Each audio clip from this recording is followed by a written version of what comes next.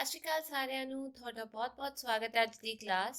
ਅੱਜ ਆਪਾਂ ਕਰਨ ਜਾ ਰਹੇ ਹਾਂ ਪੰਜਾਬ ਸਕੂਲ ਐਜੂਕੇਸ਼ਨ ਬੋਰਡ ਦੀ 7ਵੀਂ ਕਲਾਸ ਦੀ ਕਿਤਾਬ ਵੈਲਕਮ ਲਾਈਫ ਤੇ ਉਹਦਾ 6ਵਾਂ chapter rational thinking. Rational thinking ਦਾ ਮਤਲਬ ਹੈ ਜਦ ਆਪਾਂ ਸਹੀ ਗਲਤ ਦੇ ਵਿੱਚ ਅੰਤਰ ਸਮਝਦੇ ਹਾਂ ਤੇ ਫਿਰ ਕਦਮ ਚੱਕਦੇ ਹਾਂ।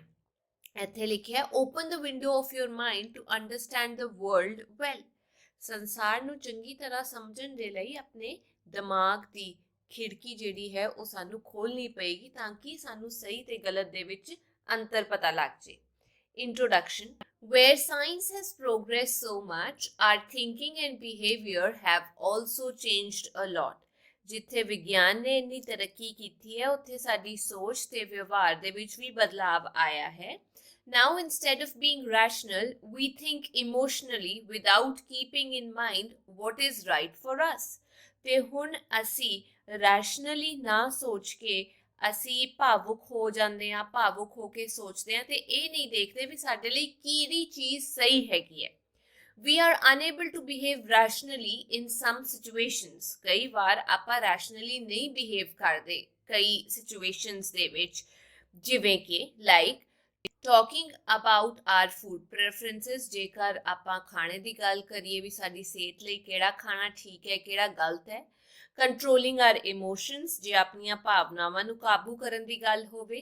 ਡੀਲਿੰਗ ਐਂਡ ਕਮਿਊਨੀਕੇਟਿੰਗ ਵਿਦ ਅਦਰਸ, ਦੂਜਿਆਂ ਨਾਲ ਕਿਹੋ ਜਿਹਾ ਵਿਵਹਾਰ ਕਰਨਾ ਹੈ, ਕਿਵੇਂ ਸੰਚਾਰ ਕਰਨਾ ਹੈ ਤੇ ਹੋਰ ਕਈ ਗੱਲਾਂ ਨੇ। ਸੋ it has become a very important issue these days. ਇਸੇ ਲਈ ਇਹ ਅੱਜ ਕੱਲ ਬਹੁਤ ਮਹੱਤਵਪੂਰਨ ਮੁੱਦਾ ਬਣ ਗਿਆ ਵੀ ਆਪਾਂ ਕਿਵੇਂ ਸੋਚਦੇ ਹਾਂ। Dear students, today we are going to discuss a very significant topic for life. ਪਿਆਰੇ ਵਿਦਿਆਰਥੀਓ, ਅੱਜ ਅਸੀਂ ਜੀਵਨ ਦੇ ਇੱਕ ਬਹੁਤ ਮਹੱਤਵਪੂਰਨ ਵਿਸ਼ੇ ਬਾਰੇ ਚਰਚਾ ਕਰਾਂਗੇ। Answer the following questions first. ਪਹਿਲਾਂ ਇਹਨਾਂ ਦੇ ਜਵਾਬ ਦਿਓ। ਪਹਿਲਾ ਸਵਾਲ, which food do you prefer to eat and why? ਤੁਸੀਂ ਕਿਹੜਾ ਭੋਜਨ ਖਾਣਾ ਪਸੰਦ ਕਰਦੇ ਹੋ ਤੇ ਕਿਉਂ? ਆਪਸ਼ਨਸ ਨੇ ਪੀਜ਼ਾ, 버ਗਰ, chapati with green vegetable or any other. Pizza ਖਾਣਾ ਪਸੰਦ ਕਰਦੇ ਹੋ, 버ਗਰ ਜਾਂ ਹਰੀ ਸਬਜ਼ੀਆਂ ਨਾਲ ਰੋਟੀ ਜਾਂ ਕੋਈ ਹੋਰ ਚੀਜ਼। ਤੇ ਇੱਥੇ ਮੈਂ ਜਵਾਬ ਦਿੱਤਾ ਹੈ ਵੀ ਮੈਂ ਹੈਲਦੀ ਖਾਣਾ ਪਸੰਦ ਕਰਦੀ ਹਾਂ।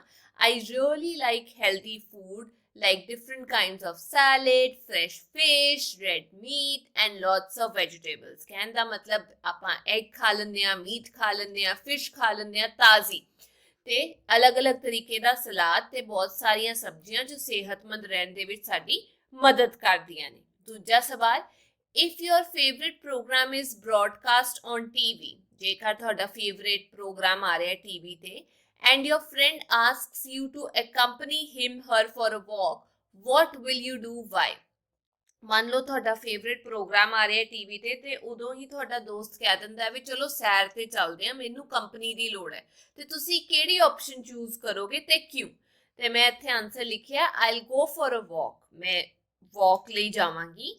Walking is a great way to improve or maintain your overall health. ਆਪਣੀ ਸਿਹਤ ਨੂੰ ਸੁਧਾਰਨ ਦੇ ਲਈ चलना फिरना बहुत जरूरी है। तीसरा सवाल, if you have a heated discussion with someone, who gets calm first? Why? ਮੰਨ ਲਓ ਤੁਸੀਂ ਕਿਸੇ ਨਾਲ ਗਰਮਾ ਗਰਮੀ ਵਿੱਚ ਲੜ ਪਏ ਹੋ ਤਾਂ ਪਹਿਲਾਂ ਕੌਣ ਸ਼ਾਂਤ ਹੁੰਦਾ, ਦੂਜਾ ਬੰਦਾ ਜਾਂ ਤੁਸੀਂ, ਤੇ ਕਿਉਂ? ਤੇ ਇੱਥੇ ਮੈਂ ਆਨਸਰ ਲਿਖਿਆ I try to calm myself. ਮੈਂ ਆਪਣੇ ਆਪ ਨੂੰ ਸ਼ਾਂਤ ਕਰਨ ਦੀ ਕੋਸ਼ਿਸ਼ ਕਰਦੀ ਹਾਂ। I take a breath or take a sip of water. ਮੈਂ ਲੰਬੇ ਸਾਹ ਲੈਂਦੀ ਹਾਂ ਜਾਂ ਪਾਣੀ ਪੀ ਲੈਂਦੀ ਹਾਂ ਆਪਣੇ ਆਪ ਨੂੰ ਠੰਡਾ ਕਰਨ ਦੇ ਲਈ। Otherwise, I take my pen and make a note of my feelings. ਜਾਂ ਮੈਨੂੰ ਕਿਹੋ ਜਿਹਾ ਮਹਿਸੂਸ ਹੋ ਰਿਹਾ ਇਹ ਪੈਨ ਦੇ ਨਾਲ ਮੈਂ ਕਾਪੀ 'ਚ ਲਿਖ ਲੈਂਦੀ ਹਾਂ। ਅਗਲਾ ਸਵਾਲ, if your close friends come to borrow a book from you and you also need that book for the preparation of the next day exam, what will you do? Why? ਮੰਨ ਲਓ ਤੁਹਾਡੇ ਕੋਲ ਇੱਕ ਕਿਤਾਬ ਹੈਗੀ ਹੈ ਤੇ ਤੁਸੀਂ ਪੜ੍ਹਨਾ ਹੈ ਕਿਉਂਕਿ ਅਗਲੇ ਦਿਨ ਤੁਹਾਡਾ ਪੇਪਰ ਹੈ, ਪਰ ਉਸੇ ਦਿਨ ਤੁਹਾਡਾ ਦੋਸਤ ਵੀ ਆ ਜਾਂਦਾ ਹੈ ਮੰਗਣ ਲਈ ਉਹ ਕਿਤਾਬ। ਤੁਸੀਂ ਕੀ ਕਰੋਗੇ ਤੇ ਕਿਉਂ? ਤੇ ਮੈਂ ਇਹਦਾ ਰੈਸ਼ਨਲ ਜਵਾਬ ਇਹ ਦਿੱਤਾ ਹੈ ਕਿ I'll ask him to stay back and we'll study together. ਉਹਦੇ ਕੋਲ ਵੀ ਕਿਤਾਬ ਨਹੀਂ ਹੈ ਤੇ ਮੈਂ ਉਹਨੂੰ ਇਹੀ ਕਹਾਂਗੀ ਵੀ ਆ ਜਾਓ ਤੁਸੀਂ ਵੀ ਮੇਰੇ ਨਾਲ ਹੀ ਪੜ੍ਹ ਲਓ। ਅਗਲਾ, suppose your mother is not well and your friends are calling you for a pre-planned picnic. What will you do? ਇਹ ਜਿਹਾ ਸਿਚੁਏਸ਼ਨ ਆ ਗਈ ਵੀ ਮੰਮੀ ਦੀ ਤਬੀਅਤ ਵੀ ਨਹੀਂ ਠੀਕ ਤੁਹਾਡੇ ਤੇ ਤੁਸੀਂ ਪਿਕਨਿਕ ਪਲਾਨ ਕੀਤੀ ਹੋਈ ਹੈ ਪਹਿਲਾਂ ਤੋਂ ਆਪਣੇ ਦੋਸਤਾਂ ਨਾਲ, ਫਿਰ ਤੁਸੀਂ ਦੋਨੋਂ ਆਪਸ਼ਨਸ ਦੇ ਵਿੱਚੋਂ ਕਿਹੜੀ ਆਪਸ਼ਨ ਚੂਜ਼ ਕਰੋਗੇ? ਮੈਂ ਇੱਥੇ ਲਿਖਿਆ I'll cancel the picnic and stay back. ਮੈਂ ਪਿਕਨਿਕ ਜਾਣਾ ਕੈਂਸਲ ਕਰ ਦਾਂਗੀ ਤੇ ਮੰਮੀ ਕੋਲ ਰੁਕਾਂਗੀ। I'll take good care of my mother till she recovers completely। ਤੇ ਮੈਂ ਉਹਨਾਂ ਦੀ ਸਿਹਤ ਦਾ ਚੰਗੀ ਤਰ੍ਹਾਂ ਧਿਆਨ ਰੱਖਾਂਗੀ ਜਦ ਤੱਕ ਉਹ ਠੀਕ ਨਹੀਂ ਹੋ ਜਾਂਦੇ। ਅੱਗੇ, have you noticed that for some decisions you go with your heart and for others you go with your brain? ਹੁਣ ਤੁਸੀਂ ਇਹ ਦੇਖ ਲਿਆ ਹੋਵੇਗਾ ਕਿ ਕੁਝ ਫੈਸਲਿਆਂ ਵਿੱਚ ਤੁਸੀਂ ਆਪਣੇ ਦਿਲ ਦਾ ਉਪਯੋਗ ਕਰਦੇ ਹੋ ਤੇ ਕੁਝ ਦੇ ਲਈ ਤੁਸੀਂ ਆਪਣੇ ਦਿਮਾਗ ਦਾ ਯੂਜ਼ ਕਰਦੇ ਹੋ। The thinking that enables you to make a decision based on the analysis of what is right and what is wrong is called rational thinking। ਹੁਣ rational ਸੋਚ, rational thinking ਕੀ ਹੁੰਦੀ ਹੈ? ਉਹ ਸੋਚ ਜੋ ਤੁਹਾਡੇ ਸਹੀ ਜਾਂ ਗਲਤ ਦੀ ਜਿਹੜੀ ਗੱਲਾਂ ਹੈਗੀਆਂ ਨੇ ਉਹ ਦੇਖ ਕੇ ਫਿਰ ਤੁਸੀਂ ਡਿਸੀਜਨ ਲੈਂਦੇ ਹੋ, ਉਹਨੂੰ ਆਪਾਂ ਰੈਸ਼ਨਲ ਸੋਚ ਕਹੀਦਾ। ਅੱਗੇ ਵੀ ਸਵਾਲ ਦਿੱਤੇ ਨੇ। ਨਾਓ ਟੈਲ, what do you think about your friend who shares a seat with you in the class? ਤੁਸੀਂ ਆਪਣੇ ਉਸ ਦੋਸਤ ਬਾਰੇ ਕੀ ਸੋਚਦੇ ਹੋ ਜੋ ਤੁਹਾਡੇ ਨਾਲ ਰੋਜ਼ ਕਲਾਸ ਦੇ ਵਿੱਚ ਬੈਠਦਾ ਹੈ ਜਾਂ ਬੈਠਦੀ ਹੈ? Do you always prefer to sit with him, her? Why? ਤੇ ਤੁਸੀਂ ਕੀ ਹਮੇਸ਼ਾ ਉਹਦੇ ਨਾਲ ਬੈਠਣਾ ਪਸੰਦ ਕਰਦੇ ਹੋ? ਜੇ ਕਰਦੇ ਹੋ ਤਾਂ ਕਿਉਂ ਕਰਦੇ ਹੋ? ਜੇ ਨਹੀਂ ਕਰਦੇ ਤਾਂ ਕਿਉਂ ਨਹੀਂ ਕਰਦੇ? ਤੇ ਮੈਂ ਆਨਸਰ ਲਿਖਿਆ ਹੈ I have no doubt that my best friend is the most reliable person because he makes time for me। ਤੇ ਇੱਥੇ ਮੈਂ ਆਨਸਰ ਲਿਖਿਆ I have no doubt that my best friend is the most reliable person।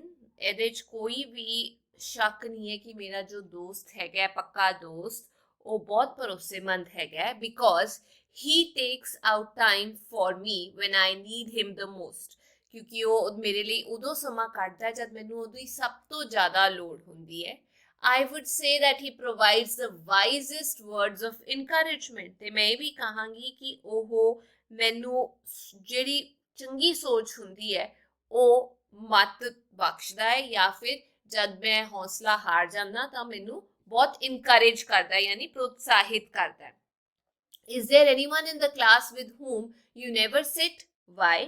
Ki class ਵਿੱਚ ਕੋਈ ਅਜਿਹਾ ਵੀ ਹੈ ਜਿਸ ਨਾਲ ਤੁਸੀਂ ਕਦੇ ਬੈਠਦੇ ਨਹੀਂ ਹੋ ਤੇ ਕਿਉਂ? ਤੇ ਮੈਂ ਇੱਥੇ ਲਿਖਿਆ no, I am friends with everyone in my class। ਅਜਿਹੀ ਕੋਈ ਗੱਲ ਨਹੀਂ ਹੈ, ਮੈਂ ਆਪਣੀ ਕਲਾਸ ਦੇ ਵਿੱਚ ਸਾਰੇ ਜਿਹੜੇ ਮੇਰੇ ਬੱਚੇ ਨੇ ਜਾਂ ਦੋਸਤ ਨੇ ਉਹਨਾਂ ਨਾਲ ਦੋਸਤੀ ਕੀਤੀ ਹੋਈ ਹੈ। 6.2 Dear students, sometimes our beliefs and preferences get influenced by others' views and ideas। ਪਿਆਰੇ ਵਿਦਿਆਰਥੀਓ, ਕਈ ਵਾਰ ਸਾਡੀ ਜਿਹੜੀ ਸੋਚ ਹੈਗੀ ਹੈ, ਜੋ ਅਸੀਂ ਮੰਨਦੇ ਹਾਂ ਜਾਂ ਸਾਡੀ ਇੱਛਾਵਾਂ ਹੁੰਦੀਆਂ ਨੇ, ਉਹਦੇ ਤੇ ਅਕਸਰ ਦੂਜੇ ਲੋਕਾਂ ਦੇ ਜਿਹੜੇ ਸੋਚ ਹੈਗੀ ਹੈ, ਉਹਨਾਂ ਦੇ ਵਿਊਜ਼ ਹੈਗੇ ਨੇ, ਉਹਨਾਂ ਦੇ ਆਈਡੀਆਜ਼ ਹੈਗੇ ਨੇ, ਹੈ ਨਾ, ਉਹ ਪ੍ਰਭਾਵਿਤ ਕਰ ਦਿੰਦੇ ਨੇ।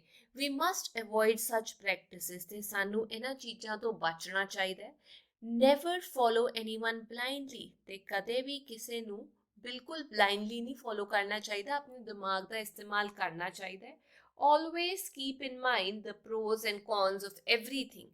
ਹਮੇਸ਼ਾ ਹਰ ਚੀਜ਼ ਦੇ ਚੰਗੇ ਪੱਖ ਤੇ ਮਾੜੇ ਪੱਖ ਨੂੰ ਧਿਆਨ ਵਿੱਚ ਰੱਖੋ।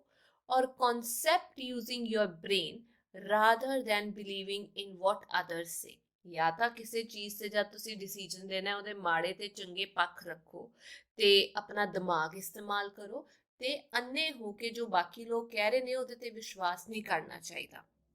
ਬਿਫੋਰ ਮੇਕਿੰਗ ਐਨੀ ਡਿਸੀਜਨ ਐਨਾਲਾਈਜ਼ ਦ ਸਿਚੁਏਸ਼ਨ ਥੋਰੋਲੀ। ਕੋਈ ਵੀ ਫੈਸਲਾ ਕਰਨ ਤੋਂ ਪਹਿਲਾਂ ਸਥਿਤੀ ਨੂੰ ਚੰਗੀ ਤਰ੍ਹਾਂ ਦੇ ਨਾਲ ਸਮਝ ਲਓ। Sometimes in life we have to take decisions instantly. ਕਈ ਵਾਰ ਜ਼ਿੰਦਗੀ ਵਿੱਚ ਸਾਨੂੰ ਜਿਹੜੇ ਫੈਸਲੇ ਨੇ ਉਹ ਤੁਰੰਤ ਲੈਣੇ ਪੈਂਦੇ ਨੇ। At that time, if we follow our brain than heart, chances of errors diminish। ਜਦ ਆਪਾਂ ਨੂੰ ਛੇਤੀ ਫੈਸਲੇ ਲੈਣੇ ਪੈ ਜਾਂਦੇ ਨੇ, ਉਸ ਸਮੇਂ ਤੇ ਜੇ ਆਪਾਂ ਆਪਣੇ ਦਿਮਾਗ ਦਾ ਇਸਤੇਮਾਲ ਕਰੀਏ ਦਿਲ ਦੀ ਥਾਂ ਤੇ, ਤਾਂ ਜਿਹੜੀਆਂ ਗਲਤੀਆਂ ਹੁੰਦੀਆਂ ਨੇ ਉਹ ਘਟ ਜਾਂਦੀਆਂ ਨੇ। A wise person always thinks logically rather than flowing in sentiments। ਜਿਹੜਾ ਇੱਕ ਸਿਆਣਾ ਵਿਅਕਤੀ ਹੁੰਦਾ ਉਹ ਹਮੇਸ਼ਾ ਭਾਵਨਾਵਾਂ ਵਿੱਚ ਨਹੀਂ ਵਹਿੰਦਾ, ਉਹ ਹਮੇਸ਼ਾ ਬਿਲਕੁਲ ਸਹੀ ਸੋਚ ਰੱਖ ਕੇ ਡਿਸੀਜਨ ਲੈਂਦਾ ਹੈ। Dear students, let's have a debate on a very interesting topic। प्यारे विद्यार्थियों, चलो एक दिलचस्प विषय ते चर्चा करते हैं। टॉपिक की हैगा positive and negative aspects of joint family. ਵੀ ਜਿਹੜਾ ਸਾਂਝਾ ਪਰਿਵਾਰ ਹੈਗਾ ਉਹਦੇ ਨੈਗੇਟਿਵ ਪੁਆਇੰਟਸ ਕੀ ਨੇ, ਉਹਦੇ 'ਚ ਕਮੀਆਂ ਕੀ ਨੇ ਤੇ ਪੋਜ਼ਿਟਿਵ ਪੁਆਇੰਟਸ ਕੀ ਨੇ। ਇੱਥੇ ਤੁਸੀਂ ਲਿਖਣਾ ਐਡਵਾਂਟੇजेस, ਯਾਨੀ ਕਿ ਕੀ ਫਾਇਦੇ ਹੈਗੇ ਨੇ ਇੱਕ ਸਾਂਝੇ ਪਰਿਵਾਰ 'ਚ ਰਹਿਣ ਦੇ, ਤੇ ਇੱਥੇ ਲਿਖਣਾ ਡਿਸਐਡਵਾਂਟੇजेस, ਯਾਨੀ ਕਿ ਕਮੀਆਂ ਹੁੰਦੀਆਂ ਨੇ ਜਾਂ ਕੀ ਨੁਕਸਾਨ ਹੈਗੇ ਨੇ। ਇੱਥੇ ਡਿਸਐਡਵਾਂਟੇਜ ਦੇ ਵਿੱਚ ਮੈਨੂੰ ਸਿਰਫ ਇੱਕ ਨੁਕਸਾਨ ਲੱਗਿਆ ਕਿ ਲੈਕ ਆਫ ਟੂਗੇਦਰ ਟਾਈਮ ਜਾਂ ਪ੍ਰਾਈਵੇਸੀ, ਯਾਨੀ ਬੰਦਿਆਂ ਨੂੰ ਜਿਹੜੇ ਕਪਲਸ ਹੁੰਦੇ ਨੇ ਉਹਨਾਂ ਨੂੰ ਇਕੱਠੇ ਟਾਈਮ ਨਹੀਂ ਮਿਲਦਾ ਜਾਂ ਉਹਨਾਂ ਨੂੰ ਇਕੱਲਾਪਨ ਨਹੀਂ ਮਿਲਦਾ, ਪ੍ਰਾਈਵੇਸੀ ਨਹੀਂ ਮਿਲਦੀ। ਤੇ ਬਾਕੀ ਸਾਰੇ ਐਡਵਾਂਟੇजेस ਨੇ, ਜਿਵੇਂ ਸ਼ੇਅਰਿੰਗ ਰਿਸਪੌਂਸਿਬਿਲਿਟੀਜ਼, ਜ਼ਿੰਮੇਵਾਰੀਆਂ ਜਿਹੜੀਆਂ ਹੈਗੀਆਂ ਨੇ ਉਹ ਸਾਂਝੀਆਂ ਹੋ ਜਾਂਦੀਆਂ ਨੇ। ਮੈਨੇਜੇਬਲ ਫਾਈਨੈਂਸ਼ੀਅਲ ਬਰਡਨਸ, ਪੈਸੇ ਦੀ ਕੋਈ ਪ੍ਰੋਬਲਮ ਨਹੀਂ ਹੁੰਦੀ, ਸਾਰੇ ਇਕੱਠੇ ਮਿਲ ਕੇ ਸਹਿਯੋਗ ਦਿੰਦੇ ਨੇ। ਡਿਸਿਪਲਿਨ ਐਂਡ ਟੀਮ ਵਰਕ, ਸਾਰੇ ਜਿਹੜੇ ਬੰਦੇ ਨੇ ਉਹ ਅਨੁਸ਼ਾਸਨ ਦੇ ਵਿੱਚ ਕੰਮ ਕਰਦੇ ਨੇ, ਇਕੱਠੇ ਕੰਮ ਕਰਦੇ ਨੇ। Strengthen love, care and family bonds, ਤੇ ਇਸ ਦੇ ਨਾਲ ਬੱਚਿਆਂ ਨੂੰ ਪਿਆਰ, ਦੇਖਭਾਲ ਤੇ ਪਰਿਵਾਰ ਦਾ ਜਿਹੜਾ ਬੰਧਨ ਹੁੰਦਾ ਉਹਦੇ ਬਾਰੇ ਜਾਣਕਾਰੀ ਮਿਲਦੀ ਹੈ। ਬੈਟਰ ਚਾਈਲਡ ਕੇਅਰ, ਬੱਚਿਆਂ ਨੂੰ ਜ਼ਿਆਦਾ ਵਧੀਆ ਦੇਖਭਾਲ ਮਿਲਦੀ ਹੈ ਕਿਉਂਕਿ ਵੱਡੇ ਨਾਲ ਹੁੰਦੇ ਨੇ। ਲਰਨਿੰਗ ਆਫ ਵੈਲਿਊਜ਼, ਜਿਹੜੇ ਮੁੱਲ ਹੁੰਦੇ ਨੇ ਜ਼ਿੰਦਗੀ ਦੇ ਉਹ ਬਹੁਤ ਛੇਤੀ ਬੱਚੇ ਸਿੱਖਦੇ ਨੇ। ਸਟਰੋਂਗ ਸਪੋਰਟ ਸਿਸਟਮ, ਯਾਨੀ ਕਿ ਮਜ਼ਬੂਤ ਇੱਕ ਸਹਾਇਕ ਸਿਸਟਮ ਹੁੰਦਾ ਹੈ। ਜੇ ਤੁਸੀਂ ਥੱਕ ਜਾਓ ਤਾਂ ਦੂਜਾ ਬੰਦਾ ਤੁਹਾਡੀ ਮਦਦ ਕਰ ਦਿੰਦਾ ਹੈ, ਪਰ ਜੇ ਤੁਸੀਂ ਇਕੱਲੇ ਰਹਿੰਦੇ ਹੋ ਤਾਂ ਅਜਿਹਾ ਕੁਝ ਨਹੀਂ ਹੋ ਸਕਦਾ, ਤੁਹਾਨੂੰ ਸਾਰਾ ਕੰਮ ਆਪ ਹੀ ਕਰਨਾ ਪੈਂਦਾ ਹੈ। ਇੰਪਰੂਵਡ ਲਰਨਿੰਗ ਐਂਡ ਸਕਿੱਲਸ, ਤੇ ਸਿੱਖਣ ਦਾ ਜਿਹੜਾ ਹੁਨਰ ਹੁੰਦਾ ਉਹ ਹੋਰ ਵਧੀਆ ਹੋ ਜਾਂਦਾ ਹੈ ਕਿਉਂਕਿ ਹਰ ਬੰਦੇ ਵਿੱਚ ਕੋਈ ਨਾ ਕੋਈ ਖੂਬੀ ਹੁੰਦੀ ਹੈ ਤੇ ਤੁਹਾਨੂੰ ਉਹ ਸਿੱਖਣ ਨੂੰ ਮਿਲਦੀ ਹੀ ਮਿਲਦੀ ਹੈ। ਤੇ ਇੱਥੇ ਪੁੱਛਿਆ first student will speak in favour and the second will speak against the joint family. Class ਦੇ ਵਿੱਚ ਜੇ ਤੁਸੀਂ ਇਹ ਐਕਟੀਵਿਟੀ ਕਰਨੀ ਹੈ ਤਾਂ ਇੱਕ ਬੰਦਾ ਐਡਵਾਂਟੇਜ ਬੋਲੇਗਾ, ਦੂਜਾ ਬੰਦਾ ਡਿਸਐਡਵਾਂਟੇਜ, ਫਿਰ ਇੱਕ ਇਹ ਐਡਵਾਂਟੇਜ ਬੋਲੇਗਾ, ਫਿਰ ਦੂਜਾ ਡਿਸਐਡਵਾਂਟੇਜ ਬੋਲੇਗਾ। ਠੀਕ ਹੈ, ਇੱਦਾਂ ਕਰਕੇ ਤੁਸੀਂ ਕਰ ਸਕਦੇ ਹੋ। ਵਾਟ have you learned firm this debate, ਤੇ ਤੁਸੀਂ ਇਸ ਡਿਬੇਟ ਤੋਂ ਕੀ ਸਿੱਖਿਆ?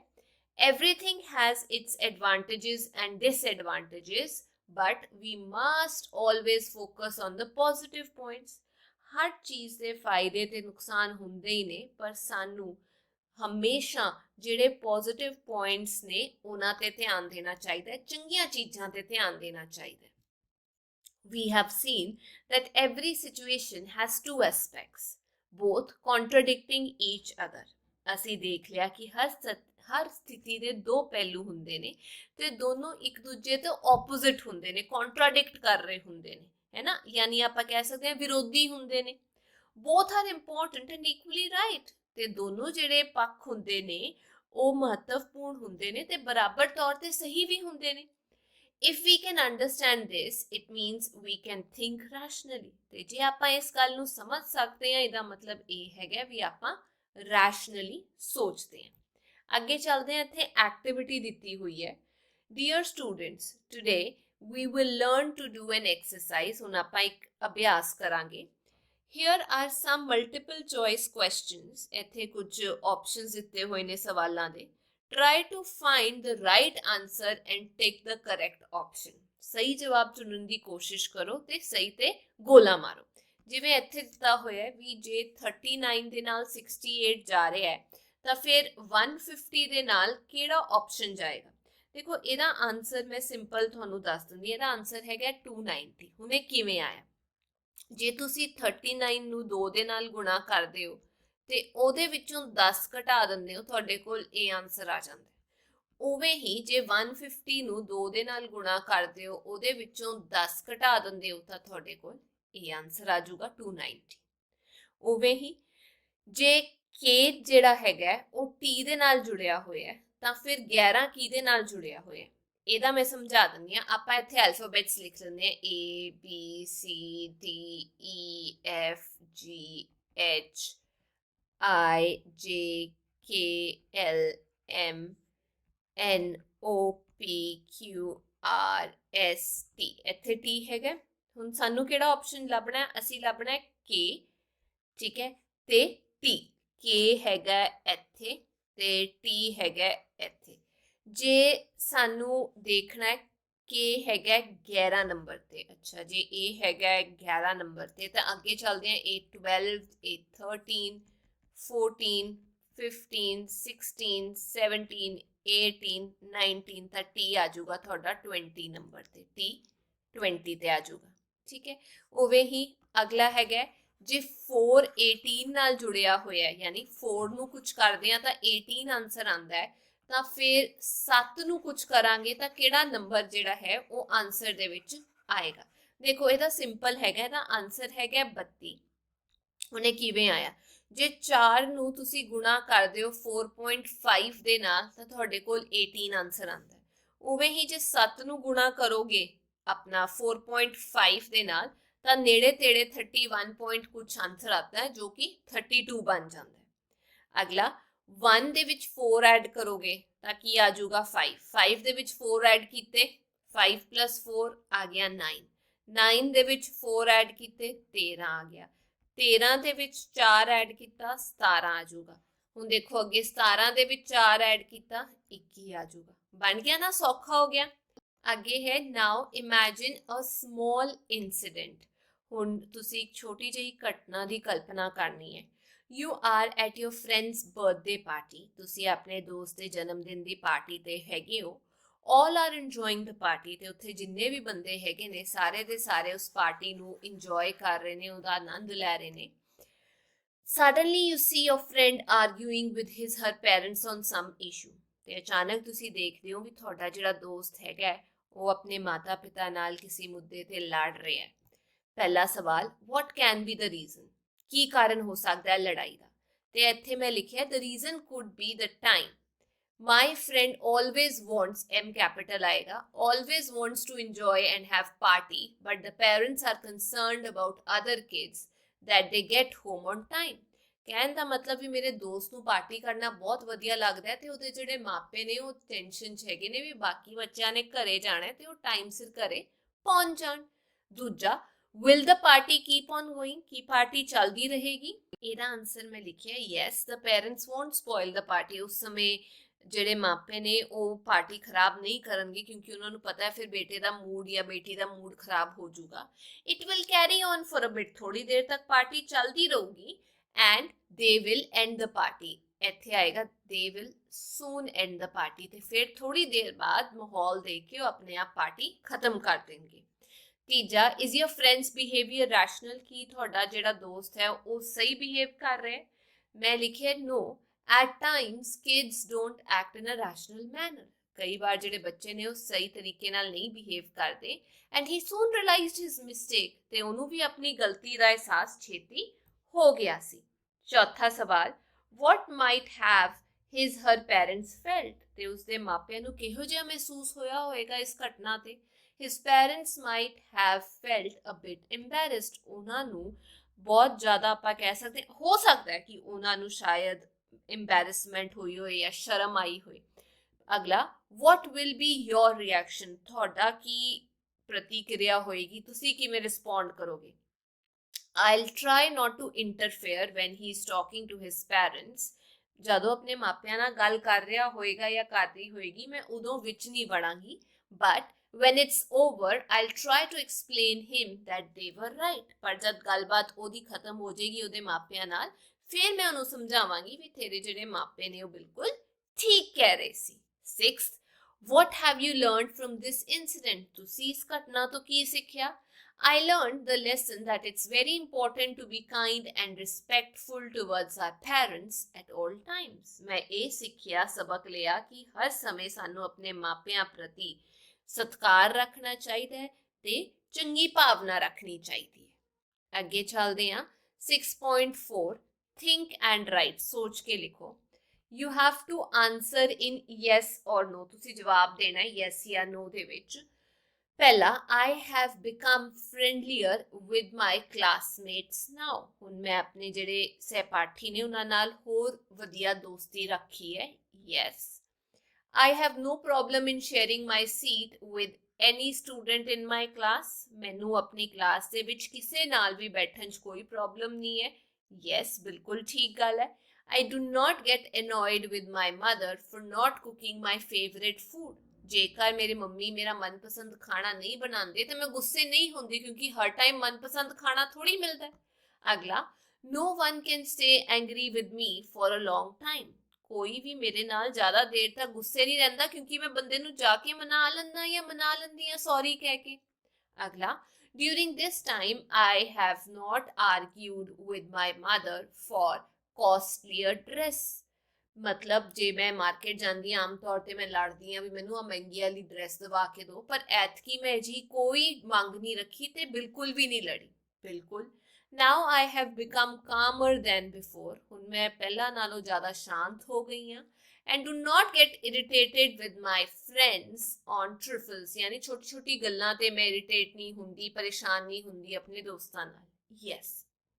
अगला सवाल, you are going for your exam, तुसी अपनी इम्तिहान ਲਈ जा रहे हो and it starts raining heavily, ਤੇ जोर जोर ਦੀ ਬਾਰਿਸ਼ ਹੋਣੀ ਸ਼ੁਰੂ ਹੋ ਜਾਂਦੀ ਹੈ। You don't have an umbrella, ਤੇ ਤੁਹਾਡੇ ਕੋਲ ਛਾਤਾ ਵੀ ਨਹੀਂ ਹੈ। How will you solve this problem, ਤੁਸੀਂ ਇਸ ਸਮੱਸਿਆ ਦਾ ਸਮਾਧਾਨ ਕਿਵੇਂ ਕੱਢੋਗੇ, ਕਿਵੇਂ ਇਹਦਾ ਸੋਲੂਸ਼ਨ ਕੱਢੋਗੇ।